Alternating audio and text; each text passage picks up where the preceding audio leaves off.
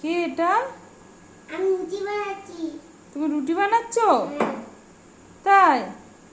কার জন্য রুটি বানাচ্ছো? পাপার জন্য। পাপার জন্য? টুল নিয়েছো, টুলের উপরে দাঁড়িয়েছো, দাঁড়িয়ে পাপার জন্য রুটি বানাচ্ছো? হ্যাঁ। আমি বানাবো বলে সব রেডি করে রেখেছে, আর তুমি রুটি বানাচ্ছো? হ্যাঁ। তাহলে তুমি তো বড় হয়ে গেছো। বড় হয়ে গেছো তুমি? তোমার কাছে আটা দিয়ে দেবে এরকম করে। তুমি বড় হয়ে গেছো? হ্যাঁ, বড় হয়ে গেছে। আচ্ছা, তাহলে পাপার জন্য রুটি বানাও, পাপা এসে খাবে, তাই তো?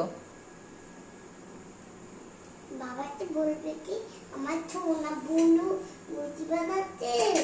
তাই বাবা এসে বলবে? আচ্ছা, ঠিক আছে, বানাও। একটু ছিঁড়েছি এখান থেকে।